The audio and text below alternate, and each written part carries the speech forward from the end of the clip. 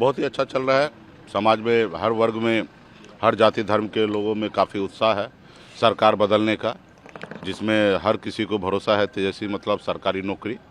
और 20 साल से जनता जो है उब चुका है।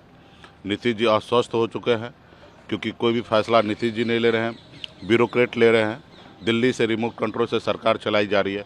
तो ऐसी जगह पे जनता जो है वो बदलाव चाह रहा है, और महागठबंधन के समर्थन में सभी धर्म, सभी वर्ग के लोग मजबूती से खड़े हैं। गिरिराज सिंह ने कहा है कि राहुल गांधी को लगता है कि मलेशिया के रिजॉर्ट से मन भर गया, इसलिए अब मछली मारने बिहार के पानी में कूद गए। देखिए, इन लोगों का मानसिकता सही नहीं है, और किसी समाज के साथ खड़ा होना, उनके दुख को, दर्द को समझना, उसको काम को, मेहनत को समझना, और उसके लिए अगर एक मछुआरा समुदाय के साथ कंधे से कंधे मिलाकर पानी में उतरा, और मछुआरा भाई के साथ अगर उन्होंने जाल खींचा और एहसास किया, फील किया कि उनके घर में कितनी तकलीफ़ है, वो किस तरीके की परिस्थिति में, जब ठंड का समय होता है उस समय में लोग रजाई से बाहर पैर नहीं रखते हैं, लेकिन मछुआरा समाज जो है वो अपने घर परिवार को चलाने के लिए ऐसे ठंड में, चाहे वो दिसंबर का महीना हो या जनवरी का महीना, उस समय में जाके मछली मारते और वो घर को चलाते हैं। तो यही चीज़ को फील करने के लिए राहुल गांधी जी गए थे।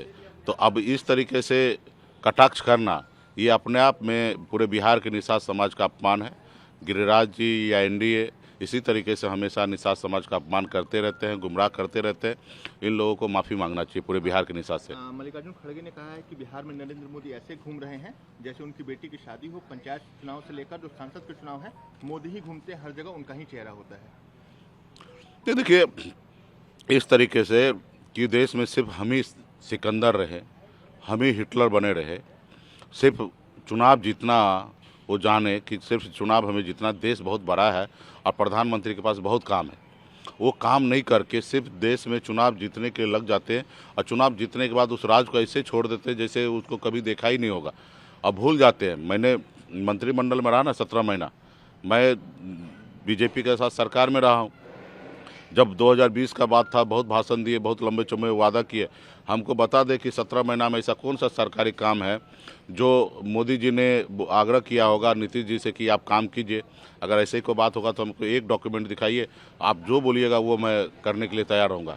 कुछ नहीं, सिर्फ उनको चुनाव जीतना है और देश में अशांति फैलाना है, और उनको राज्य से कोई लेना देना नहीं है।